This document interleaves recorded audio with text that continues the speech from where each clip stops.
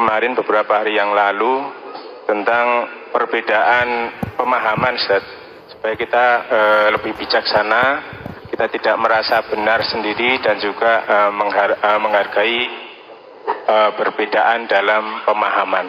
Ya. Pemahamannya dalam hal ini adalah tentang najis. Jadi di sekolah saya sebagai guru, itu anak-anak melakukan tilawah pagi itu dengan digelar kayak karpet panjang begitu. Nah, itu karena kemarin ada yang menginjak dengan sepatunya gitu. Itu ada di antara istilahnya manajemen, dan itu memang yang merupakan wakaseknya itu memberikan penjelasan bahwa itu sudah merupakan syak dan najis gitu. Jadi memahaminya itu sepatu itu dipakai di tanah itu mungkin kena kotoran, mungkin ada kotoran kucing dan lain-lain, itu dipahami najis. Sehingga setelah pulang sekolah itu terpalnya itu dicuci semua, Ustaz. Itu. Ya. Kalau menurut saya dan teman-teman itu tidak najis gitu. Ya. Ini mohon pencerahannya, karena yang notabene yang memberikan pencerahan itu, maksudnya yang memberikan termasuk manajemennya itu, dia itu kuliah S2 bagian apa itu namanya di PT IKI itu, Ustaz. Ya. Jadi jurusannya itu tafsir Al-Quran. Kok pemahamnya bisa beda? Mohon pencerahannya nanti. Ya. Yang kedua tentang bersalaman dengan bukan mahram.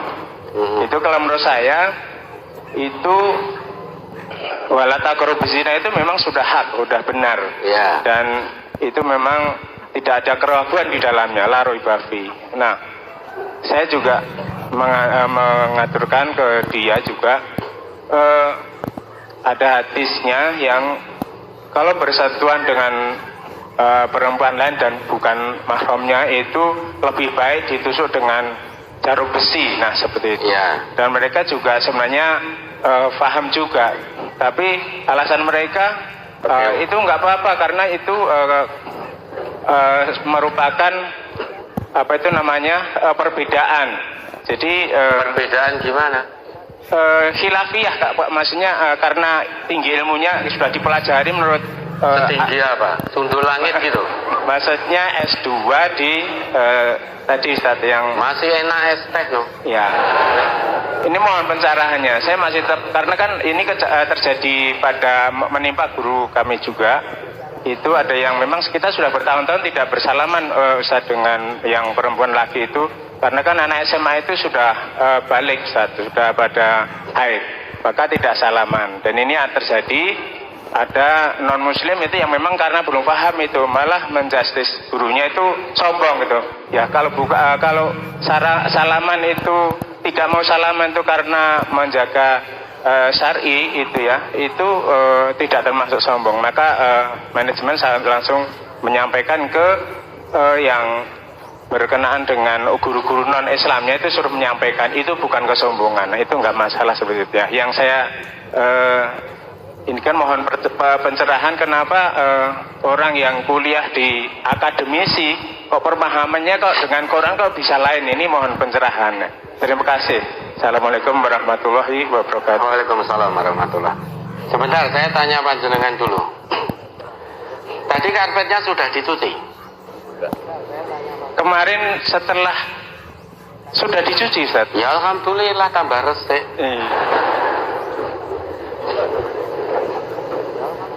Nah diinjak-injak pakai sepatu, akhirnya kan nipak sepatu anu kan pating blentong, kotor, ya dicuci ya alhamdulillah tambah resik.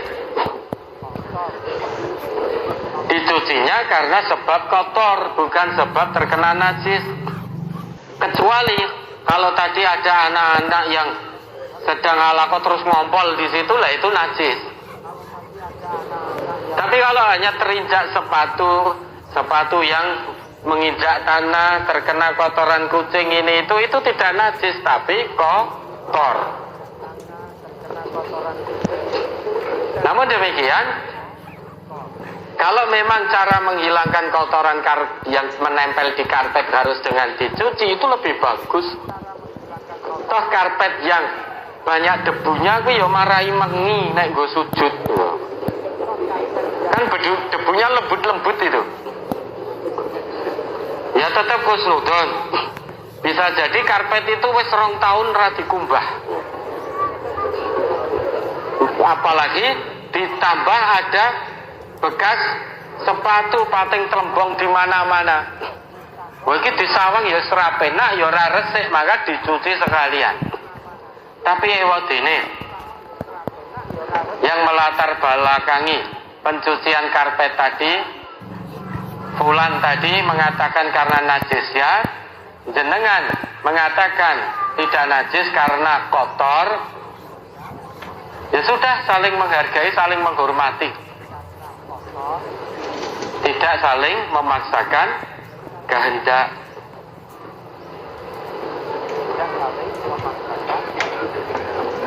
Karena kena injakan sepatu, kecuali nek sepatune bar diuyui terus ngidak, dikencingi oleh manusia terus langsung ngidak karpet, ya karpetnya ikut najis. Kalau memang sepatu habis nginjak air kencing terus kemudian masih nempel di situ, masih ada kok terus ngidak karpet, ya itu ya jadi najis. Apa semuanya? Ya hanya yang diinjak itu saja. Maka misalkan membersihkan dengan air, dengan sabun, ya bisa. Hanya yang terkena najis mak telembong situ itu disemprot, dicuci, itu ya bisa. Tapi alah sisan-sisan sengubah ben resik sisan, ya itu tidak apa-apa. Dah usah eker-ekeran hanya masalah tai kucing ini najis, orang najis, sudah tidak usah eker-ekeran itu. Ada yang menghukumi najis ya monggo.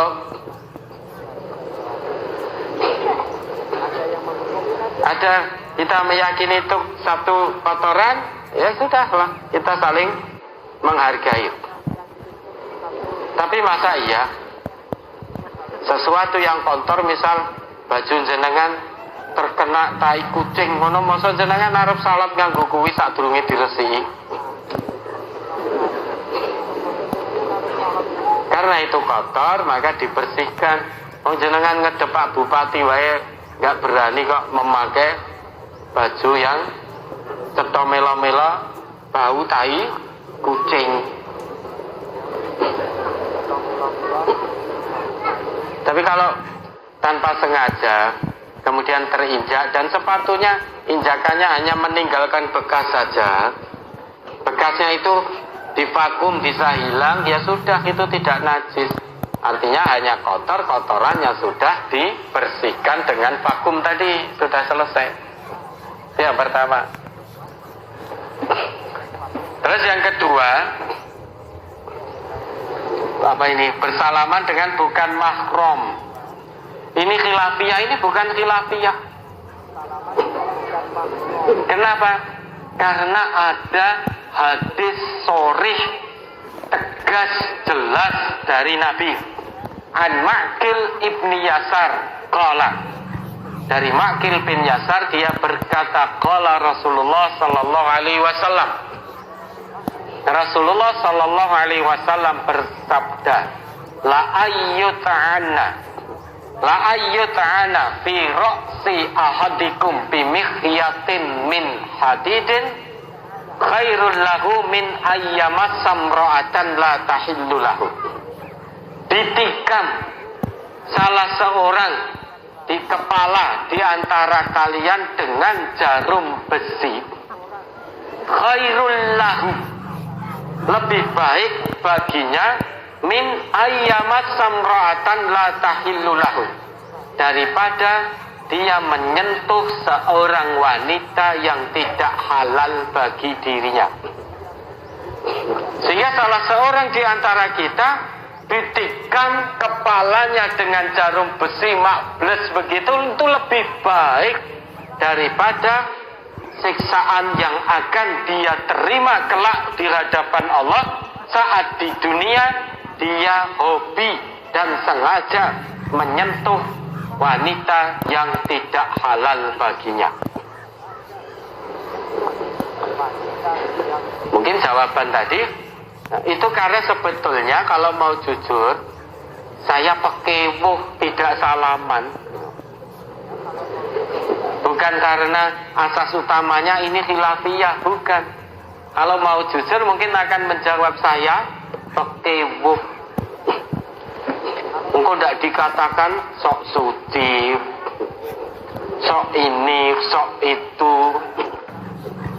Orang gantengnya jak salaman rak gelem.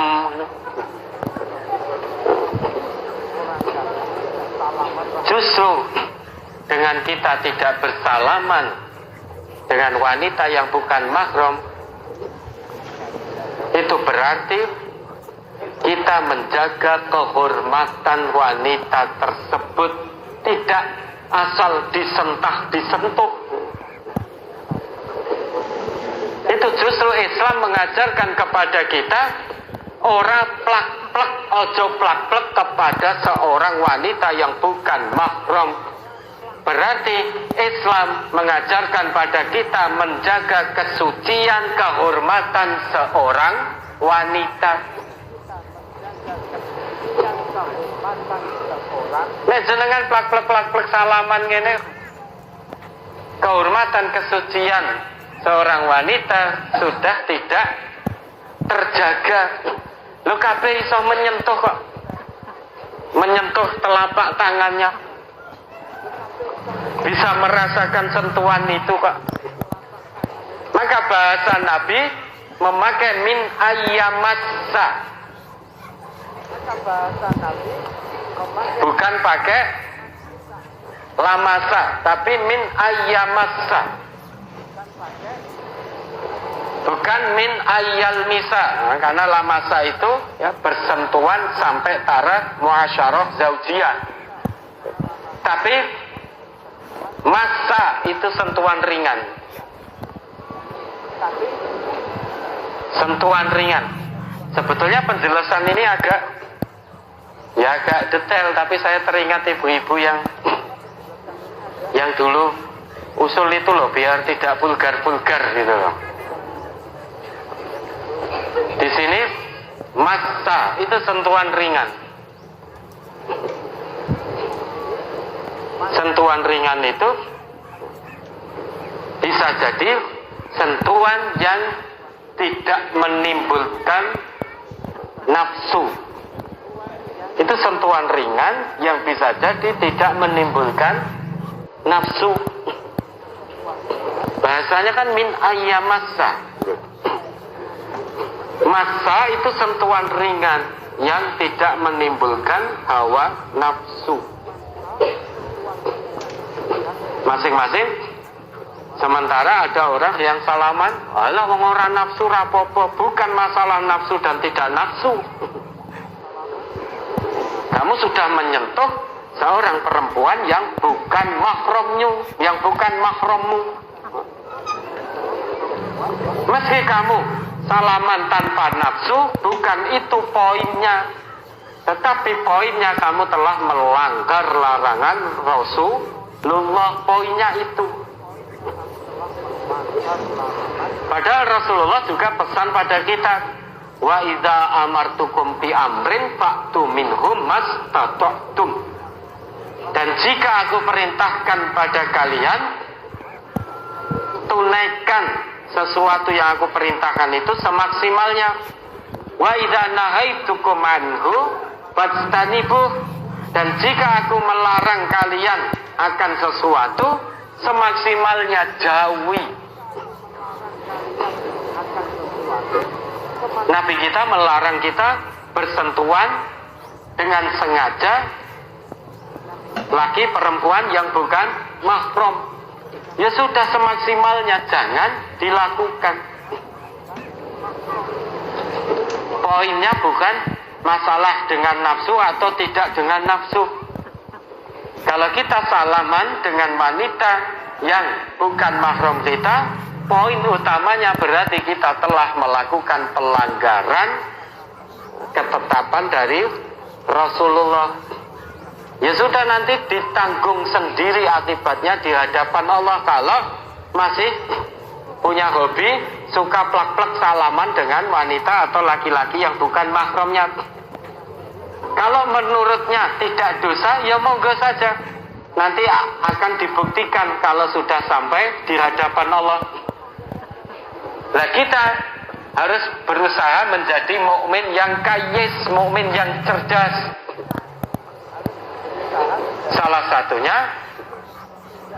berusaha semaksimalnya untuk tidak bersalaman dengan orang yang bukan mahram kita. Toh tidak ada ruginya. Kalau sampai nanti di hadapan Allah yang bersalaman lanang wedok betul-betul ada hukuman ini, ditikam dari jarum besi sebagai hukumannya, alhamdulillah kita selamat. Karena menjaga diri untuk tidak salaman. Kalau toh ternyata hukuman ini tidak ada, kita toh juga tidak rugi. Tetapi apa yang disampaikan, apa yang disabdakan Rasulullah itu pasti ada dan nyata. Wa ma yantiqu 'anil hawa in huwa illa wahyu yuha. Nabi itu tidak pernah ngendiko berdasarkan hawa nafsu, ngarang-ngarang. Beliau tidak pernah ngendiko itu. Apa yang keluar dari lisan beliau itu berdasarkan wahyu. Kalau berdasarkan wahyu itu berarti berasal dari Allah. Termasuk Nabi ngendiko dalam sabda beliau ini bukan berdasarkan ngarang, bukan berdasarkan hawa nafsu, tetapi juga berdasarkan wahyu. Namun redaksinya dari beliau Rasulullah. Maka beliau ngendiko di sini, la ayyut'ana, ditikam fi ra'si ahadikum, salah seorang di antara kalian, atau ditikam kepala salah seorang di antara kalian, bimikhyatin min hadidin, dengan jarum besi, khairul lahu, lebih baik tikaman itu daripada min ayyamas samra'atan la tahillu lahu, daripada hukuman yang akan dia terima ketika dia menyentuh seorang wanita yang tidak halal baginya. Kira-kira Nabi dalam sabda beliau ini, beliau sedang ngarang atau memberi nasihat kita? Beri nasihat. Kalau kita melanggar pesan beliau ini, kira-kira hukuman yang beliau sampaikan di sini itu nyata atau hanya omong kosong? Nyata. Namun demikian, kalau ada saudara muslim kita yang tetap milih salaman dengan lawan jenis yang bukan mahram, ya moga saja setelah disampaikan kebenarannya tetap memilih itu, ya sama saja, ya monggo saja. Nanti dosanya, siksaannya biar ditanggung sendiri. Masa dengan manusia, dengan teman kerjanya pekewo sehingga tidak bisa menolak untuk tidak bersalaman, tetapi dengan Allah, dengan Rasulullah tidak pekewo. Melanggar larangan Allah, melanggar larangan Rasulullah tidak pekewo, tetapi dengan muridnya, dengan teman kerjanya pekewo. Apa meneh nek teman kerjanya, muridnya kuwi ayu,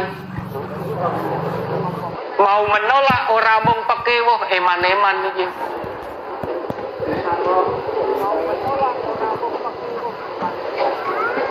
Nah, kalau teman panjenengan begitu, ya biarkan, jenengan jangan ikut-ikutan. Setelah kebenaran jenengan sampaikan, beliau jenengan berikan nasihat, perkara diterima dan dia jalankan, ya syukur, kebaikan ya untuk dirinya. Ini tetap ngeyel, ya sudah, biarkan. Jenengan tidak usah ikut-ikutan salaman, tetap jenengan begini, ya. Nanti dikatakan asing sok suci ngene wis ben. Kan perkataan itu kan keluar dari mulut manusia toh, bukan dari Allah dan Rasul toh. Selama penilaian itu keluar dari manusia, wis ditoke wae. Fokus kita menurut Allah, menurut Rasulullah. Bukan menurut kepala sekolah, bukan menurut pimpinan, bukan menurut komite, bukan menurut manajemen dan lain sebagainya. Tapi bagaimana menurut Allah, bagaimana menurut Rasulullah. Ya, mudah-mudahan bisa dipahami.